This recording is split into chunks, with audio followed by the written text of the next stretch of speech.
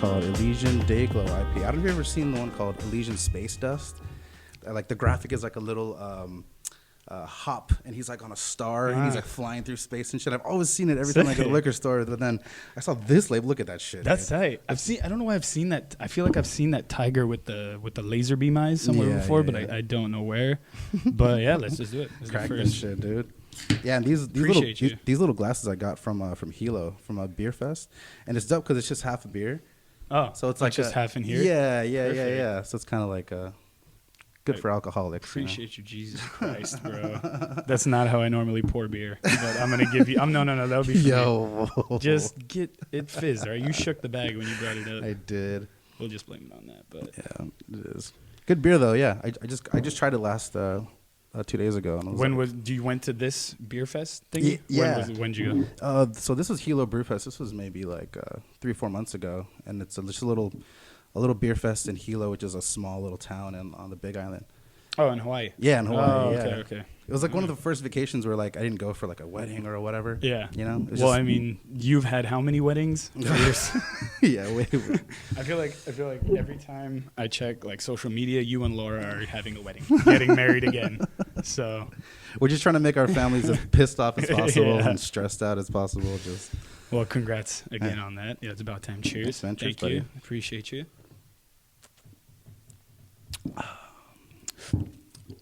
It's good. Pretty good, right? I used to drink IPAs like religiously, and then I kind of cut off of it because it would just get me too done too quick. For sure. A little too done too quick. But yeah, absolutely.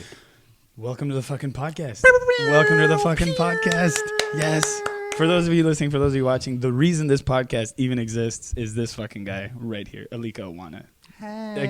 It's crazy, bro. Like, you had Narek and I on for the slip and flip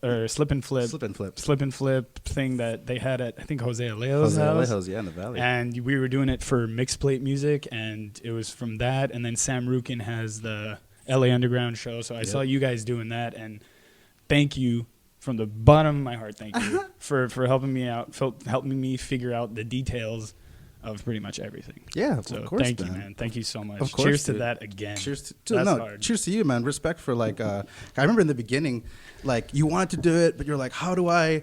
You're trying to wrap your head around what kind of gear, what I have to plug in, and you're like, I remember we were talking. You'd be like, I don't know, man. You know what I mean? Like, all right, cool.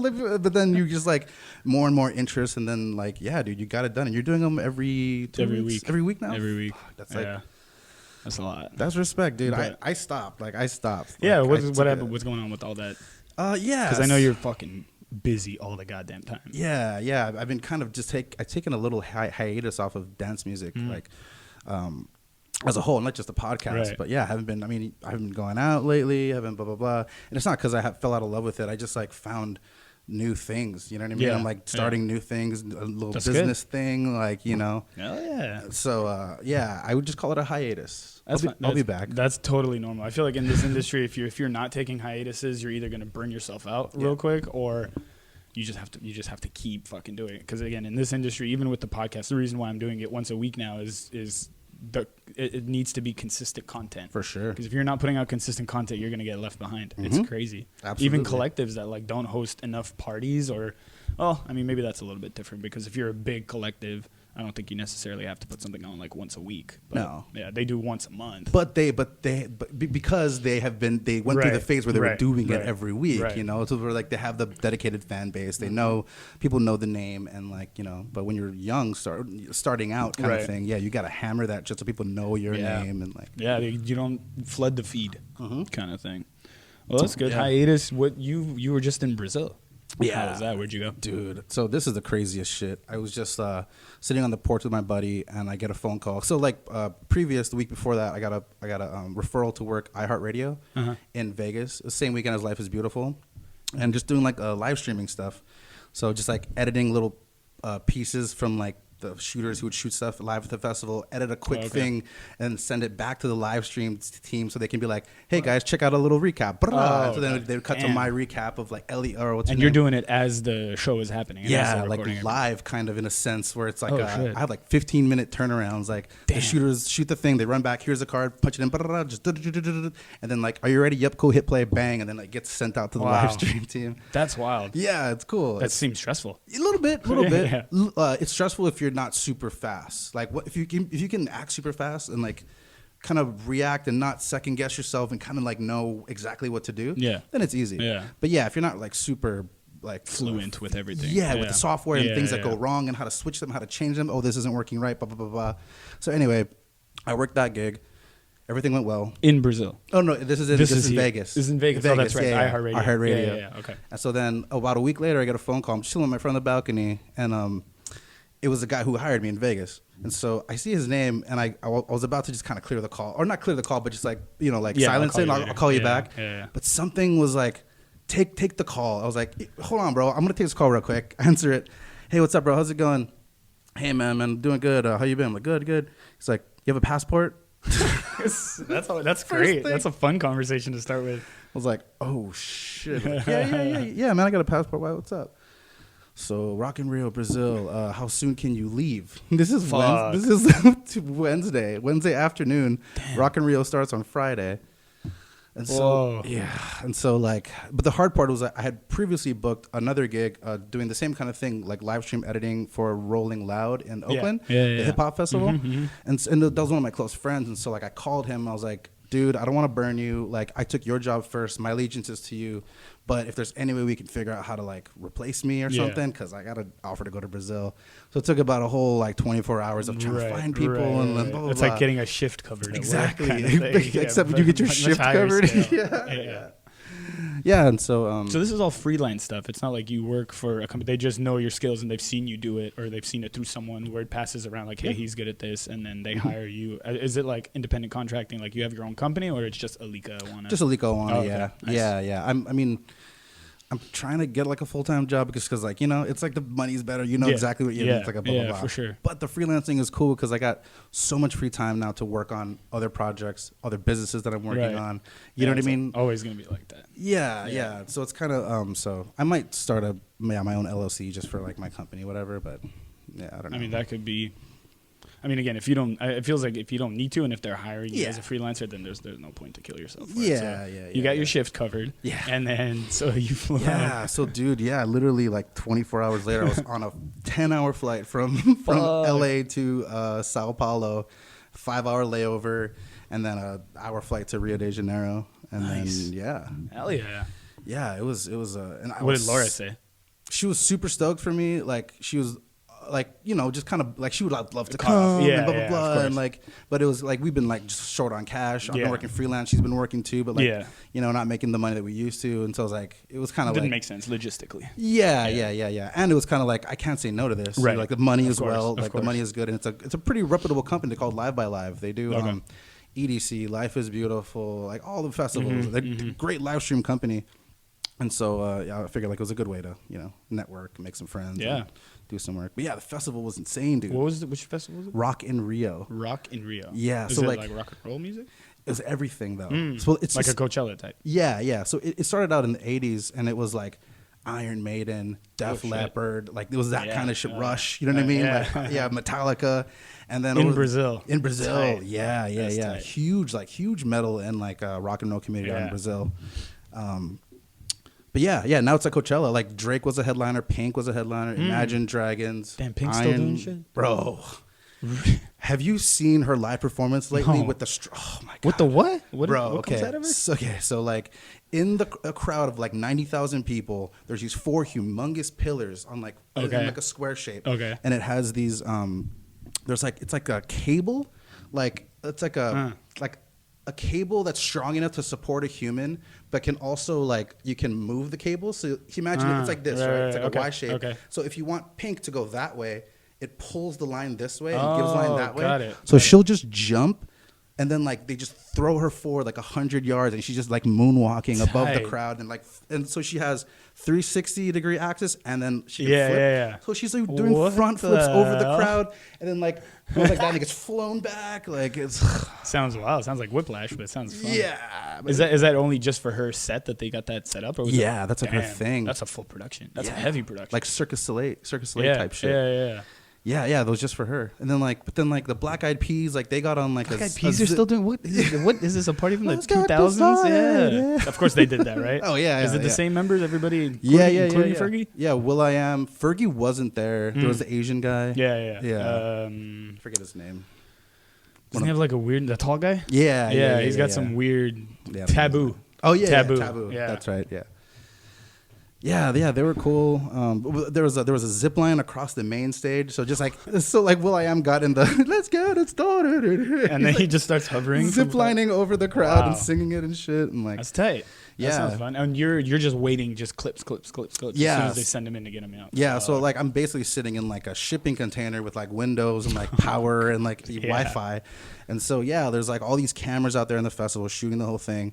But then we had a host. So did you watch Headbangers Ball back in the day on MTV? Yes, there was like the rock and roll TRL. Matt Pinfield. Yeah, he was the guy, dude. He was the host for the whole weekend, and like I recognized the name like the first because he was gone the first time I was working, but I was editing footage of him, and I was putting the lower thirds. I was like, Matt Pinfield. I was heading home, and I was like, I know that fucking name. Like, why do I know that? And then I asked my coworker, I was like, this is a guy from like MTV. He's like, Headbangers Ball. I was like, oh, fuck, what, dude? Like, so, and it's crazy because he's such good friends, like with like Taylor Hawkins from Foo Fighters, Tenacious D, Sick.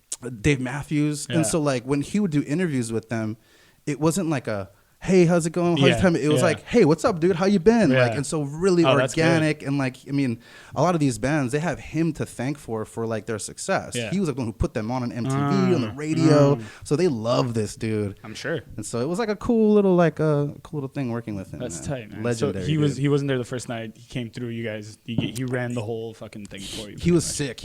Everybody got sick. like sick. Like they got a cold. Like, it was like that, and then it was like food poisoning and stuff. I was sick when I was flying out there. Fuck. It was it's I hear that a lot when like people are on the road. You know what I mean? If you're not super healthy, and like, I mean, for my situation, I had 2 days to like figure everything out and go. Yeah, that's and stressful. So that was probably a little bit that had to do with it, but yeah, he was like the host for the whole weekend, and so it was cool. It was cool like being around a dude who, and he was telling us stories about hanging out with Trent Reznor and Marilyn Manson. I know, you're just showing off. Now you're just showing off, but Trent Reznor. Yeah. Get out of here. I hang out with Alika Awana. Yeah, what up, all dog? Right, dude. What up, Pinfield? What up, Pinfield? Get on the show, Pinfield. Dude, he would be great. No, we're talking with him about doing a podcast because we're like, what have you been up to, man? Like, yeah. So we've been talking to him about trying to like start something because he's like a.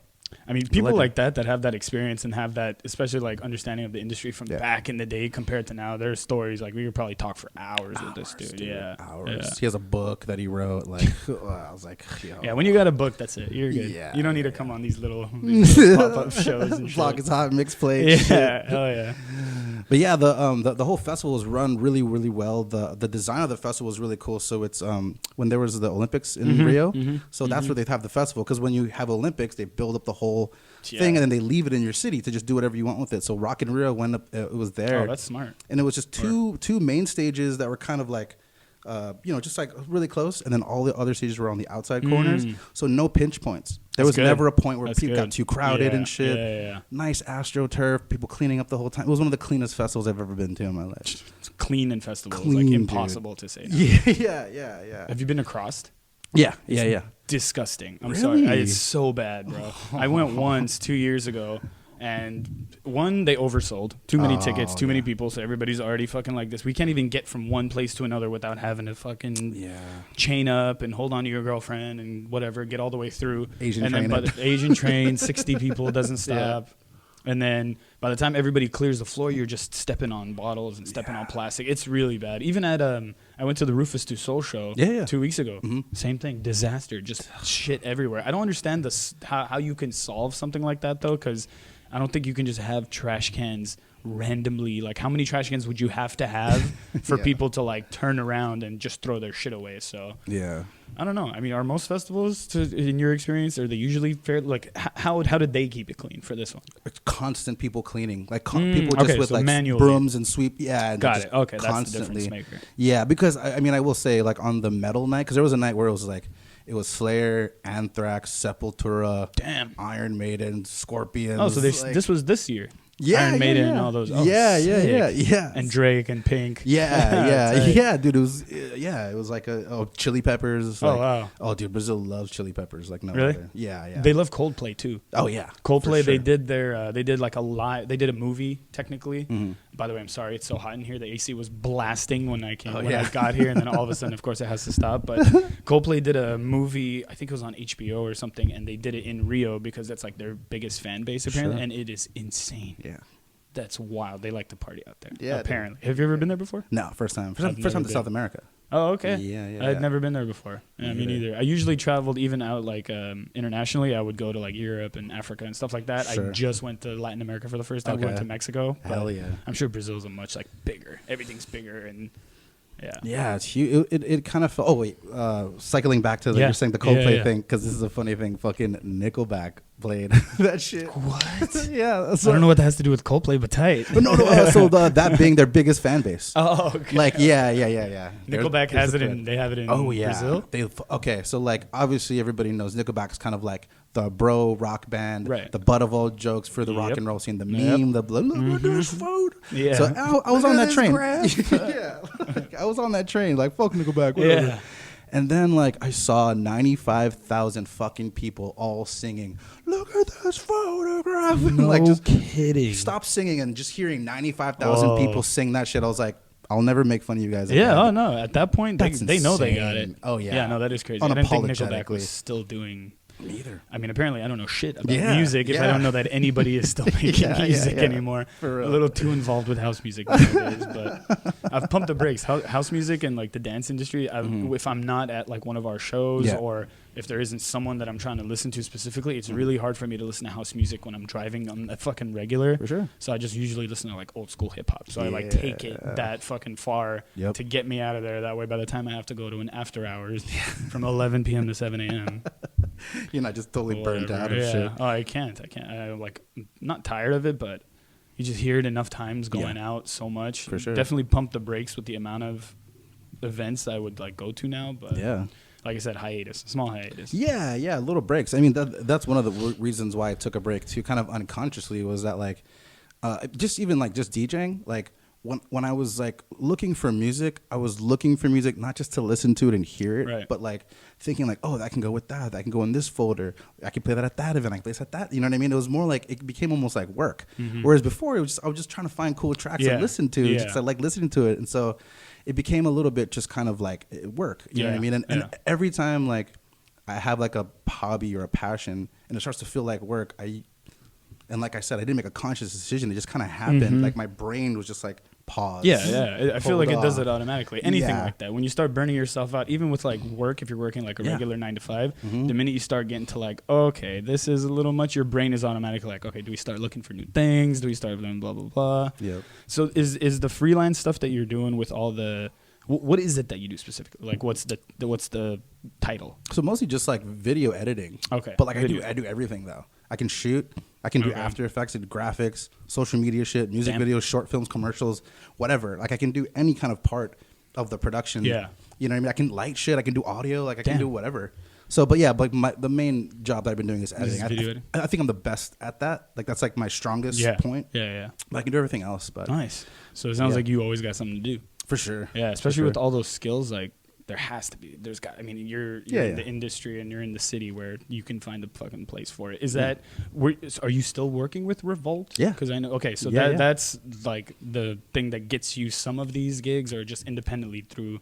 Yes, yeah. So like the Rock and Rio gig was from a coworker who like quit years ago, who just remembered that like I did shit, and then someone would just be, yeah, people that have worked like freelance in the past, or like even just like friends of friends, like, oh, Alika does that kind of Yeah. shit. It's just weird. Yeah. It's like the freelance game in the production industry there's a lot of us doing it, but it's small enough where like you can get linked up with people pretty quickly. If you just do a good job, you always put up good work. You're not a dick. You know what I mean? Right. You can get in the swing, just like music. You know what I mean? Like same kind of thing. There's a lot of musicians that are dicks though. Yeah. Some of y'all motherfuckers that are listening. No, I'm just kidding. Yeah, it's true. Stefan, Mikey. Yeah, assholes. Love you guys. Yeah. Love you guys. Right at the end, it's the hashtag. Love you guys. Nah, So man. for people that don't know, tell them about what is Revolt. Yeah, so Revolt TV was started I by Sean Combs, aka Puff Diddy, Papa Diddy Pop. Papa Diddy Pops, and so when it first came out, Don't garbage. Don't do this. Don't even fucking zoom in on this when you edit this later. I'm not and look gonna at zoom in on this shit, garbage. bro. I'm gonna edit this fucking out, bro. It's your IPA. That's what it is. No, you know it's a tiger with a laser beam eyes. Yeah, that's what it is. He's fucking up my flow. Revolt. So yeah, it was started by Puff Daddy, and in the beginning, it was supposed to be a multi-genre television station. So Like an MTV of sorts. yeah, and the whole goal was to just like do all types of music and shit. And so it's like MTV, BET type of thing. Does it? I don't know why I've never seen it on TV. Granted, I don't have cable, but That's probably why. television. You don't have That might be the reason why I'm missing it. But it's like an MTV channel. yeah. So it's on regular cable, and then there's like a website, and then you can like It's on regular cable. regular cable. Yeah, we have like a Oh, wow. channel Yeah, on yeah. TV. Huh. Yeah. So like a lot of it is like just play music videos. Right.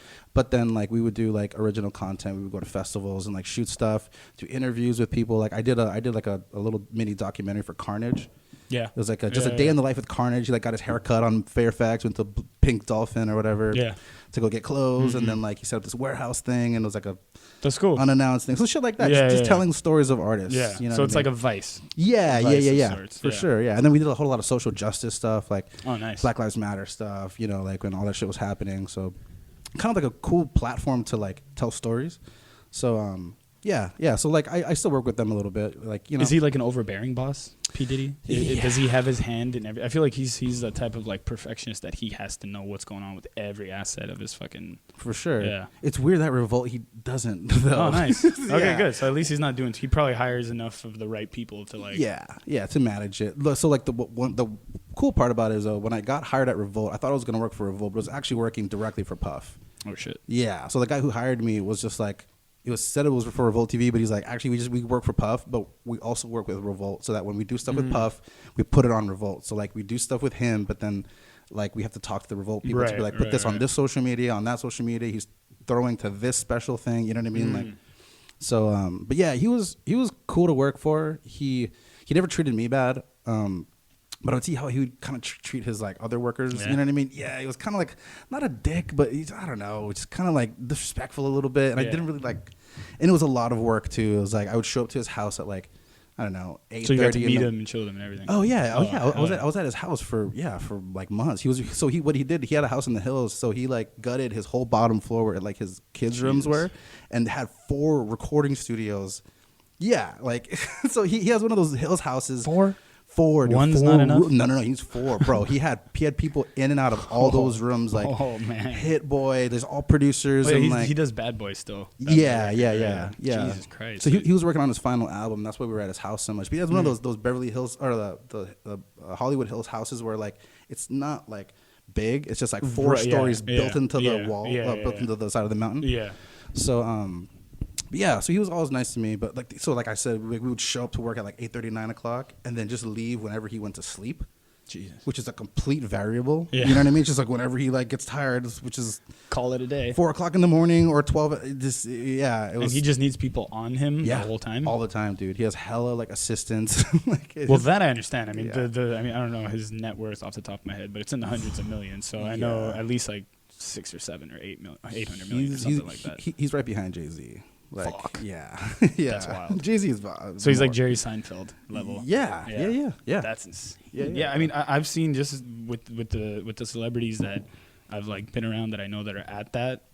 Not that I've been around those motherfuckers, but the people that I know that I can think of, there's just you have to have assistants. You have to have people coordinating your day. You have to have.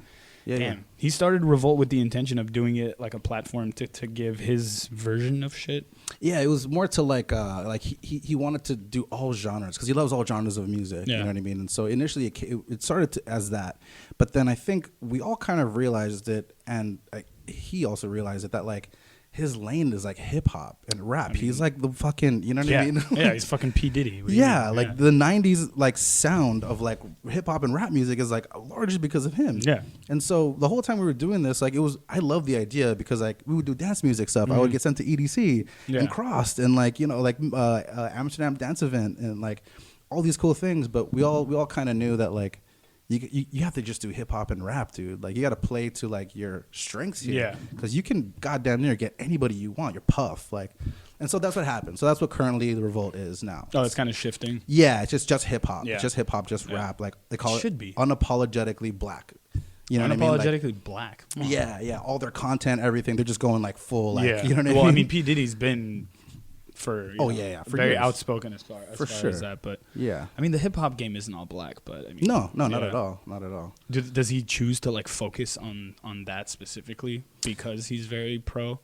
I think so. Like, I think like trying to do a multi-genre thing like that as a startup company with like we're not like Vice, you know what I mean? Where there's like all this like really good infrastructure of shooters and editors and producers and blah, blah, blah. Everybody who wants to get down with this thing. Yeah. It wasn't really like the brand doesn't hold as much. Exactly. Yeah. So I think it was kind of just like I think they just blew their load in the beginning because we were balling in the beginning when Revolt first started. We had they would shut down the Hollywood Highland Mall and have Rick Ross in there. Fuck. Yeah, like just throw crazy parties. Like it was insane, blowing all kinds of money, and it was like shit. And then it was like, oh, he can't last doing this. Yeah. You know what I mean? Just kind of like, boom, blew it all. So I mean, I'm sure P. Diddy can last doing that. He's got the money to do it, but that's just not smart. He's a businessman. He's definitely a businessman. Yeah. So, and like, so like, I think going forward, Revolt has definitely like a good chance to like, give like light and voice to like the SoundCloud rapper generation. You know what I mean? Where like they do have the internet and shit like that, but you still kind of need like a big thing to break out and for everybody to hear your shit. So. Yeah, the SoundCloud generation of raps, it's not my forte, obviously. I mean, I don't know if it's because I'm a little bit older than most of us, but my little brother, that's his shit, like, entirely. But they have the backing of the entire youth of hip-hop. Like, these kids don't understand what it used to be. Yep. And even though I'm sure some of them listen to it, it's not to say that none of them know anything about it, but that era was way different. Yeah. Way different. Yeah, SoundCloud rap now, the fact that they're calling it fucking SoundCloud rap and whatever, especially this, like, hype music, I think is mostly garbage in my personal opinion. Sure. Whatever. Good for SoundCloud though. that the genre is called SoundCloud rap. I feel like that was started by them. Have you worked with any of the apps? Wait.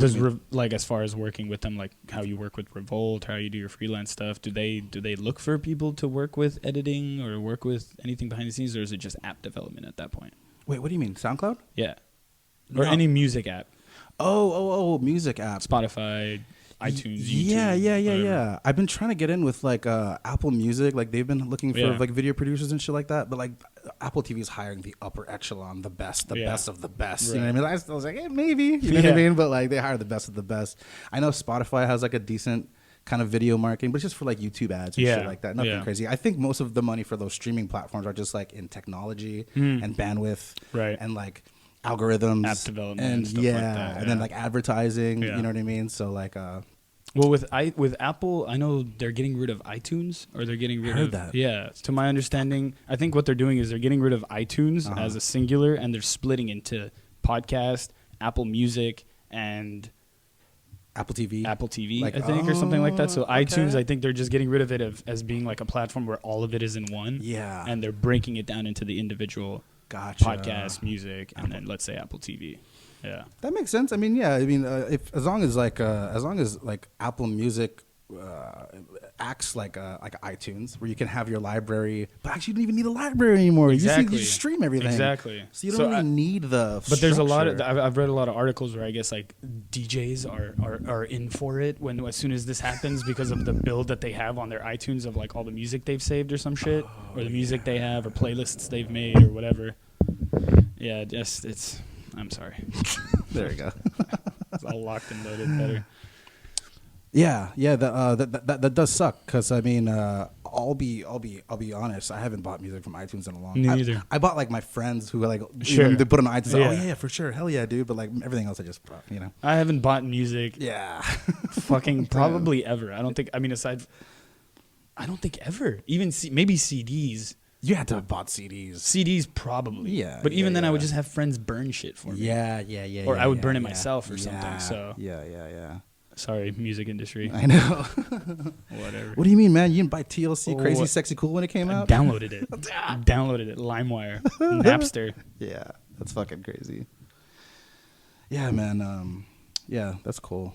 I mean, Just I'm busy. I mean, at the end of the day, if you're working with Revolt, you're doing your freelance stuff. You've got the wife. Yeah. It's good. It's good Yeah. kind of busy. been busy, and like the one thing that I'm super stoked to like is like I'm starting like a cannabis company, a cannabis brand. Now's the time. Yeah, definitely the time, man. Like, so I got this kind of idea from my brother-in-law. This like it's a pre-roll. I'm not gonna divulge all the information. Yeah, no, don't. But it's like Someone's it's a gonna fucking steal it. cool ass Yeah, idea. we'll talk dude. off air. Yeah, it's a really cool idea. So like when I got this idea, I kind of had this like a Scrooge McDuck mentality because I was like, this is such a great idea. Sure. Not gonna tell anybody about it. I'm gonna develop it myself. No one's gonna fucking. And then I'm gonna hit it hard. And so like during that process, I just been diving into everything cannabis, podcasts, YouTube videos, growing, cultivating, law, I was everything. about to say, yeah, that's the one I think you got to focus on, the law. Yep. Because same thing with me, Narek and I, when but even before we started 900 Block, it was like, do we want to do cannabis or do we want to do, events? And whoa, that was your guys' fork in the road? road? At some point, yeah. At the beginning, early, because I think initially it was like, let's host events. Because we would go to so many, we used to go to Low End Theory every Wednesday, and we would go to Cha-Cha Lounge. We would go, we would go out to enough places, just degenerates, just drinking all the fucking time. And we went to enough shit and we were just like, this is all right. We can do better. And eventually I was like, yo, let's fucking do better. Let's just try to do this shit. Hell yeah. And when it started, the idea, because this was before cannabis was legal. This was 4 years ago. Yep. So we were thinking like, hey, do we want to get involved with this too? And the logistics of it back then were a lot more difficult. But again, I don't want to... a little bit of a Scrooge McDuck thing, but I'll tell you off air. But keep going. Tell me about yours. Sorry. Yeah, I had this really Scrooge McDuck about this idea. So I'm listening to more, I'm reading, I'm getting magazines, and blah blah blah. And like the more and more I like kind of like understood the current cannabis industry, that mentality is like not like cool. It's like not the reason why like cannabis was created. It's like a gift from God. there's like a really funny meme where it's like Jesus and there's like a bunch of weed and it's like, why are y'all selling this shit? I gave it to y'all for free. Like, why are you guys selling this shit? Like, what the fuck? And so someone's got to capitalize. Yeah, no, for sure, absolutely. But like, not the Scrooge McDuck kind of shit. And so then it made me realize how many facets of the cannabis industry are out there. And so like right now, the money is not even in growing and cultivation. The money is in like technology. Really? Yeah. What kind of technology? So like just one off top of my head, it's a company called Bds Analytics. And so what they do is they go to all the legal dispensaries in all the legal states. Sure. And they set up a point of sale system. Okay. And all that data is all aggregated, and then when you go to the dispensary and you scan your ID, yeah. they got all your info, when you come in, what time, what you buy, frequency, how because often. they do it by like your name. Yeah, oh, you're ordering your name, this, your and then address. it's in your order history. Yeah. So what BDS Analytics does is, they're a data team, but then they have another facet of it, which is like a consulting team. So now they have all the data to back up all their consultants with like, okay, where are you at? You're in Glendale? Okay.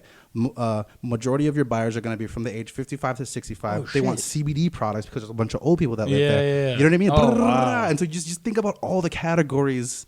Damn, that's next level. Yeah. That's something that, again, us general public don't see that. Nope. Yeah, and you have no idea that something like that's even happening. Yeah. Yeah. So that's like one of them. Another one is like these devices that you set up in your grow room to give you like crazy analytics of like what's in your soil, what's your plant doing, how much oxygen are they receiving, do they need more nitrogen? Like, because like right now you kind of just do it based off of right. Oh, leaves look kind of shitty. Yeah. Okay, like maybe add more of this, add more of that. But now it's getting like, you can goddamn near grow this shit like in a science lab, like has science lab conditions. Yeah. Because you can. I know that for sure. Yeah. You can get everything down to the degree, to the micro degree, as far as room temperature, as far as soil, as far as all that. Okay, so good. It seems like your mentality or your point of attack is a little bit more bigger picture than, hey, I want to grow some weed and sell it, which is what it used to be back in the day. Sure. Back in the day, it was like, hey, where can we go to grow X amount of plants so that we can produce this and sell it, sell buds to the shops. But I mean, analytics on fucking marijuana purchases is insane. Yeah, that's like, okay, I see. And then even like, so like one of my ideas too was to like create because like obviously for this business that I'm doing all the marketing, I'm doing all the designs, like all that kind of shit, because that's my forte. Right. Yeah, you can do fucking everything. I mean, I can edit the videos, I can do the Photoshop, I take the pictures, and I mean, I can do that kind of bullshit. So like, I mean, the other two homies that I'm working with, they don't fucking fuck with computers. Sure. So like, I'm the nerd of the group. But so what I was thinking was like, maybe there's already partners. So you're at that level. All right. Brother-in-law, like, you know what I mean? Just yes. But like, so the cool thing, what the fuck was I talking about? Oh yeah. So thinking of starting a production company that just deals with cannabis companies. You know what I mean? Like, remember like in the 90s when like music videos were popping? There were specific production companies you would go to get that epic video. Like, you know what I mean? Like the Busta Rhymes videos or the Missy Elliott videos. They all were like... I know exactly what you're talking about. Yeah, and so like kind of like be like the cannabis production company where like now we kind of have the responsibility to like shift the general public's view of what cannabis is, what it can be, what it can do for you, the dangers of it also. Right. Don't let kids do this shit. Right. Make sure you check, like, if you're old as fuck, like check with your doctor before you try this. It could help you. It could also fuck you up. You know what I mean? Yeah. So like and like no one's really doing that yet. So That's great. That's another part of the cannabis industry. Exactly. And you're creating a part of the cannabis industry. That's the thing. And that part is not even dealing with anything with the flower. You're just making videos at that point. Right. You're for not the company. Yeah. So you're technically freelanced by the company. But like not so attached where you need, because like the legal part of it now is insane. Like, and like I think one of the biggest, this is what I learned from listening to shit, is like, so in LA, the cannabis government of body. So when most new government bodies are created, they take the infrastructure from a already existing one. Yeah. So they have like the HR departments and computers and like space and shit. With the cannabis one, they're just like, okay, yeah, you can have that building, have fun. No kidding, empty it's ass that building. loose. Yeah, and like, but so like they're literally starting all of this stuff from scratch. Yeah, that's why it's taking so long and the laws are changing all the time and so frequently. Is because they're literally doing it from scratch. Yeah. So how does it work with, let's say, putting stuff? Let's say you were to do like a video, you were to do a commercial, you were to do, I mean, I don't want to say cannabis movie, but whatever, like anything cannabis related on television. Where, because obviously it's not federally legal. Yeah. But it's state by state. State by state. Yeah. What are the regulations to be able to like? You would have to be able to like put it out only for the state that the cannabis company is trying to, or you just can't have it on TV at all? I think it would probably run the same type of rules that like television goes by. So it's kind of like what advertisers do you have that are advertising on your channel, and are they okay with it or not?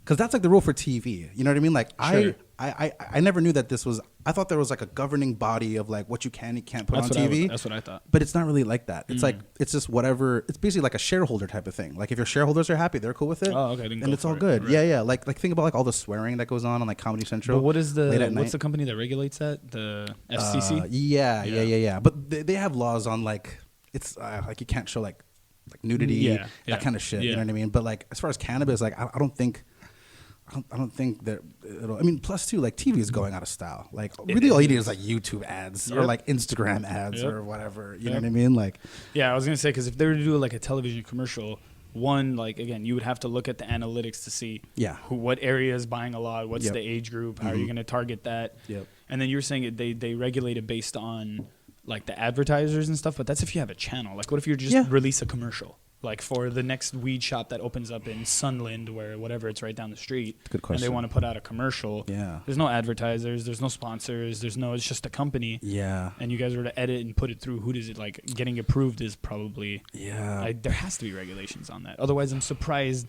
these big companies haven't already done it in Los Angeles. It might just be that it hasn't gotten created yet, because have you noticed how much more weed billboards are out now? Are you kidding me? There's the whole entire side of buildings sometimes are fucking just a big weed sign with someone like this at this point.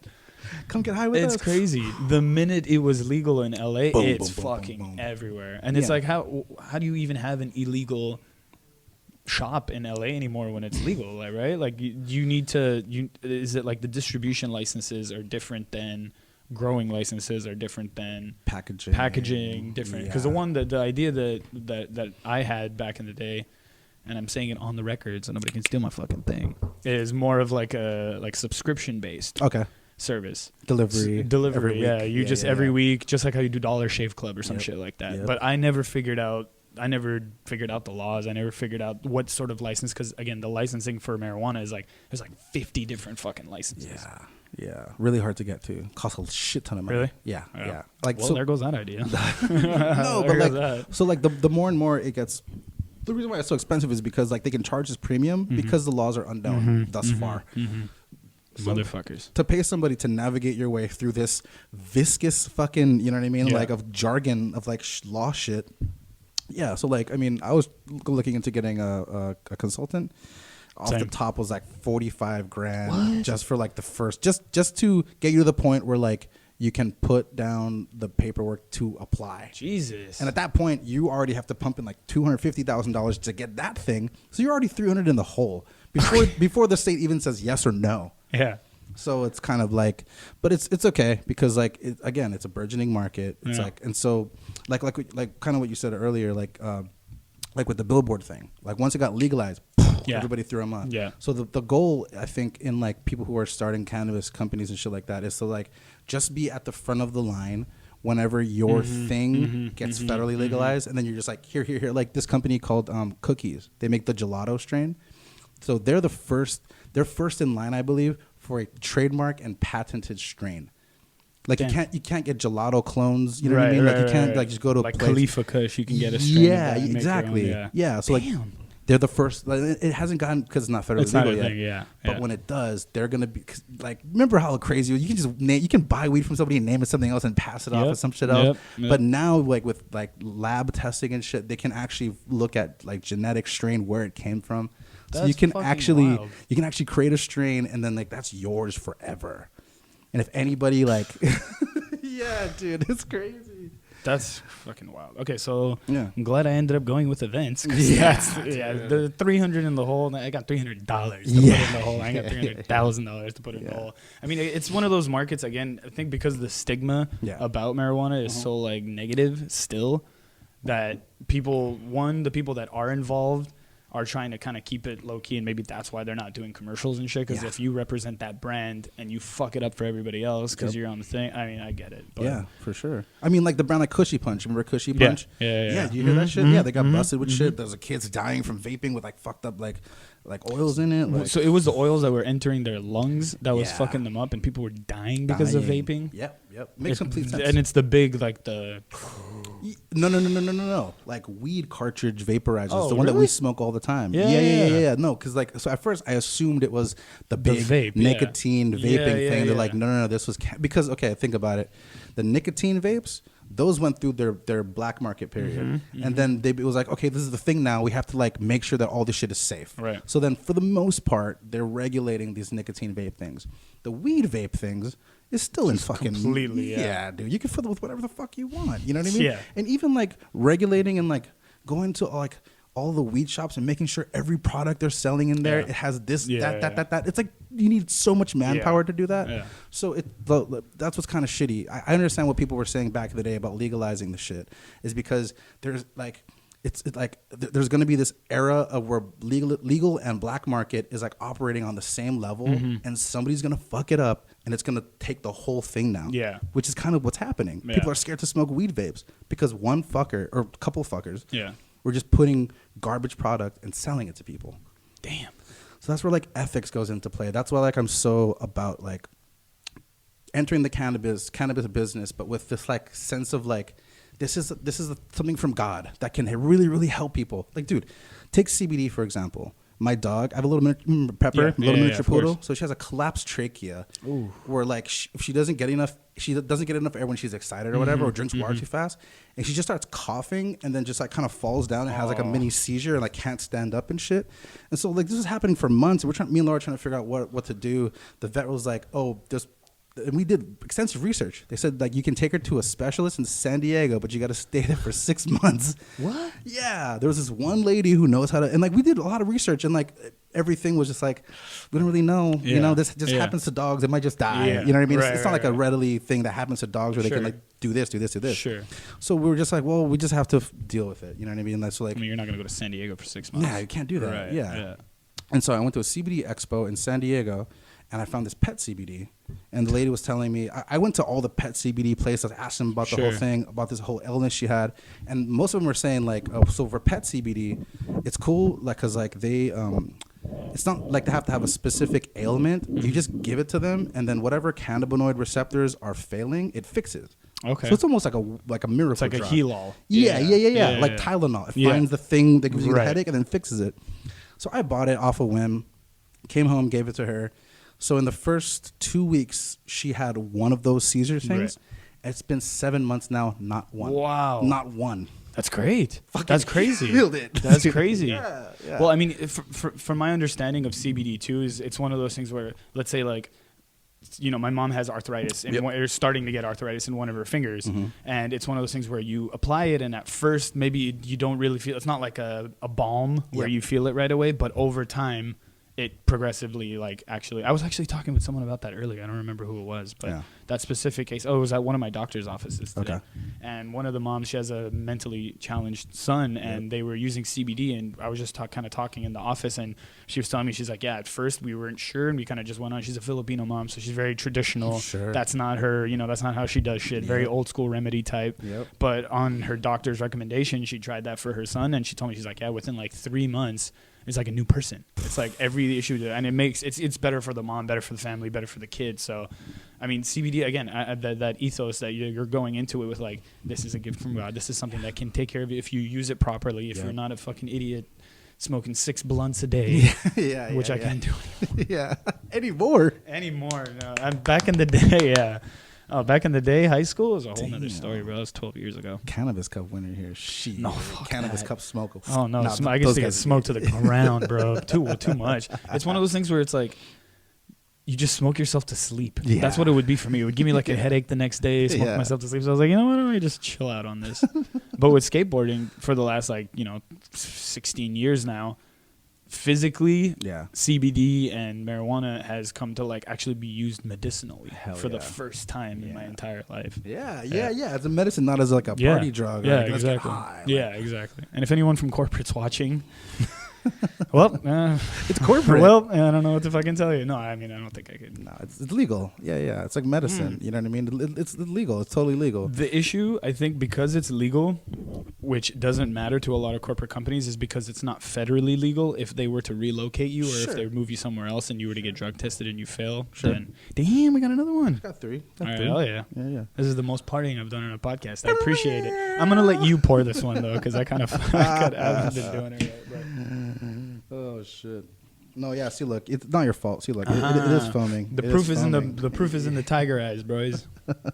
The proof is in the tiger. The proof is in the tiger eye. Exactly. No, but what you're saying about the whole, like, corporate relocating, blah blah blah. Yeah. The good part is that, like, weed is not like a addictive thing. You can just stop if you need to. You know what I mean? It's not like you're getting addicted to slightly addictive. You can stop if you need to. Yeah. Like, for example, I've had to stop for job interviews. Sure. I've gone a month and a half. Not really wanting it, but I think it's mentally addicting, not physically addicting. Correct. It's mentally addicting, not physically. Yes, exactly. Physically, like, you can not smoke weed after smoking for 10, 12 years, and you'll be fine. If anything, you'll probably enjoy the improvement in your memory and improvement in your sleep patterns. You'll start to dream again. That was a scary shit for me, bro. Yeah, when I used to smoke religiously back then, back in the day before I started working corporate. Anyway, but I had to stop for work shit, and you just start dreaming again, and it's fucking crazy, because I wake up and I'm like, okay, that's because I'm not smoking anymore for sure. But yeah, it's not physically, like, you don't fiend it like, fuck, I want it, but mentally you're like, if I can, I'm gonna get it. Why not? Yeah, why the fuck not? And I agree. Like, if everything in moderation, I've said that on this show, like, repeatedly many times. Thank you. Cheers. Absolutely. Cheers, brother. Look at that pour. That fucking pour. Okay. And I was a former bartender, and I can't even pour a goddamn beer. I will stop shaking your shit when you give it to me. Have fun with that, bitch. Setting me up for failure. But yeah, so cannabis, that's going good. Yeah. I wish you the best, hopefully. I mean, again, with the shit you got going on, if you have the time to do it and you have the right business partners, and you figure out the logistics as far as law and stuff, I say go for it. Why not? I mean, we're in a day and age, especially living in Los Angeles, anybody can do anything. Yeah. Anybody can do anything. Yeah. And I have a lot of like friends of mine that are like, oh, I want to start this, but I don't have the time. Bullshit. Yeah. Bullshit. You have the time. You just need to fucking coordinate your time better and actually stick to a schedule that you want to. Absolutely. I mean, like your podcast schedule, man. Like my shit was all over the place. I was like, this week, that week, nothing for like 6 months. Oh yeah, do it again. Just like, I give you mad props for just like religiously doing this shit, man. Like I just feel like I have. I mean, I'm booked through February of next year. Every week. That's awesome. But I mean, it's the only one. I figured if I did that early and if I kind of got everybody like, hey, pick a date, then I have to keep fucking doing it. So there's a lot of people that I've booked like 6 months in advance, and then as it gets closer, I'll touch base. Hey, does this still work for you? If not, I'll find somebody else. But to have it to see it in front of me, and I'm like, okay, I got to work on the posts. I got to work on the flyers. Because again, if I don't have that sort of structure for me personally, peace. I don't have time for it. Yeah. Force yourself into like a into a schedule. Into a schedule. Yeah. That's smart, man. When I start my shit, I'm gonna take that now. Do it. Hey, whatever I can do to help, I owe you fucking time and a half for everything. So anything I can do to help, let me know. If you need to sample some of your new strains, if you need to fucking do anything. Funny you say that. Yeah. No, actually, I was gonna, because I haven't talked about this, like literally just me and my friends. But so the company's called Salt of the Earth. Salt of the Earth. Salt of the Earth. I have all the social media channels. If anybody listening want to see, I only have like 4 pictures on Instagram. It's called Salt of the Earth Cannabis. I got like follow. Check it out. I got like the prototype of the product I'm talking about. Hell yeah. And like we'll check it out off air. Yeah. Back at the new crib. But the strain, the strain I just grew is like kind of fun. It's my first time growing, but like, dude, I don't want to toot my own horn, but it's like you can't smoke that much. You take one, dude. We smoked a blunt the other day, and I felt like I was high for like 3 days. Oh no! I was like, this is too powerful, like too much. That's how edibles are for me. I can't do it. I haven't done edibles in years. I mean, at least 6, 7, 8 years. Yeah. Well, you know what the difference is when you digest it and it goes through your liver. Yeah. Compared to smoking, because when you smoke it, it's 9. What is it called? Hydroxymetabolite. 9 hydroxymetabolite is when you smoke it, and then when you eat it and it's an edible form and you digest it and it goes through your liver, it produces 11 hydroxymetabolite. So 11 hydroxymetabolite is 4 or 5 times more potent than smoking. So for all my friends that are telling me that the edible gets you as high as, you're out your goddamn mind. It gets you way higher. 4 to 5 times more higher, because 11 hydroxymetabolite compared to 9 hydroxymetabolite really makes huge that much of a difference. It makes sense, man. Yeah, I've been for years. I don't fuck with edibles. I eat a tiny piece of a brownie and I'm like floored. That's one of those all-day highs. Yeah. That's why I stopped doing that a long time ago. I got shit to do today. I got to think straight for like 10 minutes. Yeah. I can't just watch Rick and Morty for 7 hours. Like, no. Aren't they putting out new episodes of that? I think so. Is it already out yet or not yet? Yeah. To my understanding, I thought someone funded, because initially when they had, 3 seasons of Rick and Morty. Yeah. They stopped because they weren't getting the funding for it. I don't know if I'm correct. Don't quote me on this, but to my understanding, that's what I heard. Like, they didn't have enough backing behind it, and someone was just so down for the show that had the money that was like, yo, I'll fund it. Yeah, that's, again, don't quote me on that, but I don't know if that's correct. I'll find out and update on the next episode of The Block Is. I need that whole shit. I haven't gotten it set up yet. I gotta have that intro, the little sound bites. Yeah, dude. But with the little recorder you have right here, you can literally like hook up your phone to something and like have like a little soundboard of stuff. Or like on the drive over here, I was thinking, well, a cool thing would be to just on those 2 other channels right there, have them go to phones. Okay. And then like with the same cable. Yeah. So it'd be like auxiliary to. Or XLR to auxiliary. Actually, no. You can go 1/4 inch. You go 1/4 inch into there, and then to like auxiliary to the little adapter. Sure. And then do a show where like I pick a song, play 30 seconds of it, talk about it. You pick a song, and have the episode be like, we'll go funk. You know what I mean? Yeah. Your best funk shit. You know what I mean? Find some real obscure shit. I like that. Yeah. Tentative. Yeah. Well, because I was talking with Michael Frazier, who I'm gonna have, Mr. Frazier. I'm gonna have him on in a little bit, and I told him, I was like, I want to at least touch on, because he and I kind of really went on about the old school hip hop generation and the music that we used to listen to. Tribe Called Quest, Mos Def, Souls of Mischief, literally all the shit from back in the day. So maybe tentative if I can figure it out, because I'm not the most technologically savvy as far as the extra shit like that. But I got you. I'll see if we can make it work. That's funny because I just listened to the Will You or Not episode. Oh, nice. And it was he was talking about the EP that him and Stefan lost. Yeah.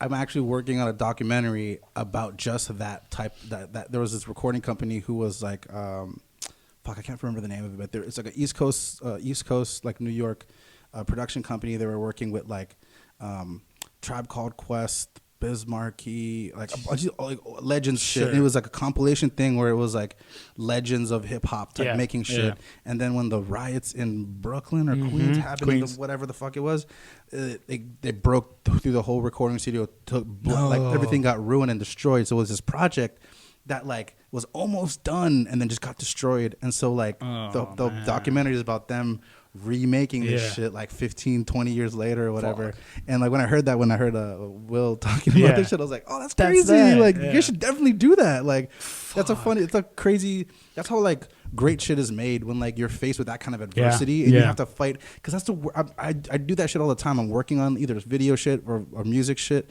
and my computer and I forgot to save it. It's been like 4 hours. I've been on for 4 hours and just gone. And I'm like, it takes a lot of walking around and like deep breathing to get yourself to be like, all right, okay, rebuild this shit. Like it's awful. But when it's music, it's even more epic. I'm sure because it's people. And the thing is, I feel like with music, you can't hit that again. No matter how much you try, that first original sound, the vibe, the year that it was in, the energy that was going on in the room, you can't remake that. No matter how much you try. Chasing the dragon at that point. Trying to get back to that fucking high where it was like perfect. Damn. Well, if that guy wants to get on a podcast and talk about his issue, I'll let you boy. Well, is there anything you wanted to touch on before we go? What's going with some final thoughts? I wanted to ask how the fuck it's been with you guys, man. Nobody ever asked how you guys have been doing. Don't ask me. No one asked me about dude. Me. Yeah, dude. No. How the fuck? Yeah, I haven't seen you in like what 4 or 5 months or some shit. At least. I see you guys are doing some crazy shit in the Mojave Desert with a bunch of crews. Yeah, so that is We Are All One. That is largely the Vegas crew that are hosting it, and we're like we've been kind enough to bring us on to work with them, but it's a desert music festival that is all proceeds are going towards, I believe, the LGBTQ community in Las Vegas. Sick. So it's technically a non-profit for that support, but all the proceeds, fuck yeah. Yeah. That's amazing. Yeah. It's crazy. It's a great group of people. I mean, we've been lucky and we've been very, very fortunate to work with people who are doing it for the right reason. Yeah. That's kind of like where our direction has been over the last 4 years is at first it was like, let's have party. We want to start a collective. Let's have parties for homies at a warehouse in downtown, whatever. We didn't know what the fuck we were doing. Yeah. I thought our first party that I was going to be able to pick a playlist to play on there. It's fucking ridiculous, bro. Like my lack of knowledge back then, it was... That's the thing, though. I've always said that if someone were to give me a USB and be like, hey, that's DJing, put all those songs that you want to playlist on this fucking USB, I'll show you whatever. That never happened, but that's why I don't DJ. But, I mean, things we've just been, that's been our focus lately is who can we work with that has the right ethos internally to push like a brand, to push a party, to push an artist that we want to bring over, whether it's like, big scale, small scale, local, whatever it is. But that's where it's at. I mean, things have been going really good. Yeah. We just finished a Fantastic Voyage and Justin J, their 3-year anniversary this past Saturday. Hell yeah. It was fucking really good times. We're working with some upcoming projects with Of Paradise, Shall Not Fade. A few things in the works. I don't want to disclose too much info yet, but we have our 4-year anniversary in December. Damn, 4 years. 4 years and 96 parties later. Whoa. Yeah. Oh my God. You have a number, 96. 96, yeah. All my the guys will tell you, Narek, Stefan, fam. Wow. I'm just always with the numbers. Yeah. You get the backlog, the history. I don't know. I try not to be. I mean, at some point it was very like, because before I started working like corporate and I was bartending, I wanted this to be full time. Yeah. I wanted to go all in, and you learn real quick that this isn't an industry. I mean, I'm not a DJ, so I don't know that part of the industry, like as far as like how long it would take maybe to like make it financially to where you can do it, because I think it only takes so much. But as an artist, not as like a collective hosting or whatever, because any given night there's 4 or 5 parties going on in fucking LA with big artists and big names. So you just consistency, and you do it enough times, and you care about the people, you care about the artists you bring out. And I think we've been very good with, and this is big, props to my team, Narek, Stefan, Michael Pham. is finding a sound that we believe in, not something that we think everybody wants to go and party and listen to. It's like, what do we want to educate the masses that come to our parties about? Like, hey, check this out. Hey, listen to this. Hey, why not this compared to the same tech house shit that you listen to? And not to knock tech house, because some of it's better than others, but that's like the wave right now, and some of it is nonsense and some of it is good. Yeah. But we're doing our OG house music, roots house music, disco. Yep. You know, that kind of push. But things are good. Yeah. Things are good. Seems like it, man. Yeah. Trying. It's fucking good. With the time that I have in my day, if you coordinate your time accordingly, you'll be fine. That's the last thing I was gonna ask you is like, so like I think like a lot of your listeners like us have maybe struggle with like time management, because like there's so much things to do, like so much time in the day, like to get everything done. Yeah. What's one thing that you do to like kind of get everything done, or at least compartmentalize what's the most important, what's not? Like what's your trick? Well, man, that's like an ongoing battle, I think, every day. But what I did initially, before I kind of had my routine schedule worked out, is you pick 10 things that you want to get done. Okay. So let's say 10 things like, event coordinating, podcast, corporate job, working out, meal prepping, whatever. You pick 10 things, cut that in half to 5. Now, those 5 are your priority. Okay. Now, all you have to do is figure out, hey, what time am I willing to wake up in the morning? Let's say it's 6:30. Yep. Wake up at 6:30 every day. From this time to this time. It's really putting pen to paper. This time to this time, I'm doing this. As soon as I get out, this to this. As soon as that's done, this to this. If you're not able to, like, coordinate your day, if you're not able to pick and choose what you actually want to do, if you're just going to talk about it, then you're just going to fucking talk about it. It really, I mean, this is just, again, my experience. This is how I go about shit. Fucking true though, because that's me. I don't do that. What do you mean? You had what time you were just in Brazil, fucking doing all your shit. No, yeah, for sure. But it's like willy nilly. I just kind of like do things when like it happens, when like my brain kicks into that gear. Sure. Oh, like, do this now. But like I never like, I make lists of stuff, but like blocking out the time. I think that's the key. That's really that in my opinion, and my advice to anybody that's trying to figure out like their hectic schedule, cut it down, cut the shit out that you don't need. Yep. You can even consider like, oh, well, I really need to smoke weed today. Whatever it is, even something as small as that. I gotta rewatch Breaking Bad. I gotta rewatch Breaking Bad. Figure out a time slot, stick to it, and then do 1 episode a day, not binge watch 6 or 7, whatever. Like if it really does come down to, if you want it, if it's a compound effect. Yeah. Small decisions over time equal a bigger picture. So if you're able to do something repeatedly, today, tomorrow, the next day, if you do this repeatedly, all of a sudden you're 6 months in and you just did that for the last 6 months, So committing is, I think, if writing it down starts, so, pick your 10, cut it in half, figure out from those 5, what do you want to do first? What can you do the earliest? What can you afford to push until a little bit later? And sticking to your fucking schedule. That's probably it. You hear that, folks? That's how you become a baller like Jay Jabber. That's how you do that shit, son. It just takes time. Yeah. It just takes time. And welcome to the new space. I tried not to. I didn't want to. I didn't want to make it acknowledge it. I didn't want to acknowledge it because everybody's watching it already. But welcome to the new space. Yo, cheers to the new spot, man. Cheers. This is some player shit right here. Stoked for you, man. I try. I'm sweating, but I try. I'm sweating like a mother. Of course, the AC. Yo, camera, you're on me right now. Can you help me out a little bit? Yo, young Jamie, turn the AC up real quick. Yeah. I need one of those. I got this shit set up on a tripod, so I'm a little behind on the Jamie. Alexa or no, Siri. Yes, Siri. Siri, turn on the AC. I swear, if you stop the recording by saying that, no, you're good. You're good. I have no idea if he's good, but we'll figure it out. We got a couple minutes left. So where can everybody find you on social media? What you're doing? What you want to push? Yeah, so just at Aleeks on everything. ALEEEEEK. The way to remember it is Alika has 5 letters in it. Aleeks has 5 E's in it. Is that why you did the 5 E's? Yeah.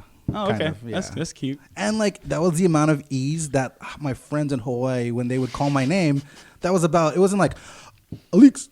It was like Aleeks. Is that like a Hawaiian thing? Mahalo. Oh, how's it, brother? Do you speak? Is it Hawaiian? Is the language Hawaiian? Yeah. You speak it fluently? No, not at all. No, not at all. I know words. Damn. I know words here and there. And the fucked up part is I went to like a school. So from 4th grade to senior year, I went to a school in Hawaii called Kamehameha Schools. Kamehameha School? Kamehameha Schools. Fuck yeah! It's like I want to go to that, dude. It's like Kamehameha School. People call it the Hawaiian Hogwarts. The Dragon Ball Z. What do you mean Hogwarts? The Hawaiian Dragon Ball Z. Yeah, Kamehameha. Yes, Yeah. that's the only thing I think of when I hear Kamehameha. Okay, so Kamehameha is Dragon Ball Z, but it's also so Kamehameha. Oh, and speaking, we can't end this podcast. We're not ending anything yet. No, hell no. Without talking about that, we're doing this on Indigenous Peoples Day. Oh yeah, Remember we were that's talking today. about that shit? Yeah, that's Indigenous Peoples Day. That's today. Which is the same as Columbus Day. Yeah. Okay, so Kamehameha. So what happened was, all the islands in Hawaii, right? Everybody had their own like tribes and shit, and they're battling each other to try to like maintain and get ownership of all the islands that could be the best. Okay. Yeah. Okay. So then there was this dude named Kamehameha who was born on the Big Island, and like it was his destiny to unite the islands. And so as a kid, he like grew this like he got badass, and he amassed this army, and then they went to all the islands and just fucking murdered all the other fucks to unite the islands. So nobody was fighting anymore. He owned all of them. So he's Dwayne the Rock Johnson. He's Dwayne. He's before the Rock, there was Kamehameha. So Kamehameha is a person. Yeah. It's a real. It's not like a myth. No. Because we have those. We have those. Sure. We have like the god of sun and the god of rain. Right. Yeah. Maui, who pulled the islands over the sea. All that shit. Yeah, I saw Moana. Oh yeah, dude, you have to see. I don't know if you saw, but me and Laura were Maui and Moana for Halloween. Of course, of course. Tattoos Oh, and yeah, I shit. saw that. I see everything. Fat Samoan guy with a fucking fish hook. No, but so the school I went to, like, you have to be Hawaiian. Like, it's the only school in the country where they can technically be racist. Yeah. But it's not racism. It's like they have preference. Selective. Because the princess who founded this school said, use this portion of my money to like educate literal princess. Her name was Princess Pawahi Bishop. She's like lineage of like King Kamehameha. Jesus. Oh, he was king. He was king. He came and he united the islands. Whoa. Yeah. So speaking about Indigenous Peoples Day, this is a cool little story. And so the school I went to, she said, take this money and this trust that I have, and make sure that the children of Hawaii and children who are Hawaiian get the best education, that they go to other places and they perpetuate our culture, our language, all that shit. So I went to a school that was like literally like Hogwarts. Like, if you're not like a wizard, you can't go there. You know what I mean? And we had like a Dumbledore. He's like this like stoic, like Hawaiian guy. Yeah, dude. And we had like a Professor Snape who was like a dick science teacher. We're like, dude, we took buses to get to our classes. Yeah. Like to go from like science to math, we took a bus, and if you missed the bus, you were hiking up a hill with bags of books. What? Yeah, dude. What kind of campus is this? That's an island. It's built into the mountain. It's like built. It literally like you've seen Harry Potter. Yeah, it looks like that. The school is built. Just Google this. Google Kamehameha schools on Oahu. It's fucking going built into the mountain. It's so crazy. Like, you can do hiking trails on the way to science class. Dude, that's nuts. It's nuts. It's super nuts. Yeah. That's crazy. That's awesome. Yeah. But the point being is I went to that school, and like they perpetuate Hawaiian. I don't know shit in Hawaiian. Yeah. Did they have like just like how they have like the foreign language, they have like Hawaiian. Oh yeah, built in from kindergarten. What the writing is English though. It's right. The letters are English letters, but it's just there's just all fucking vowels, not a single consonant in there.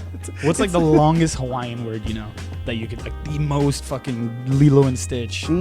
Like off the top of my head, like humu humu nuku nuku apua'a, the fish. Yeah. I know that from 50 First Dates. Yeah. It's a pretty long one. What is it? Humu Humu. Nuku nuku apua'a. So it's just humu nuku, like humu nuku nuku apua'a. It's just double. Humu nuku nuku apua'a. There you go. Sick. Bitch. That's what he says in the thing. Bitch. Yeah.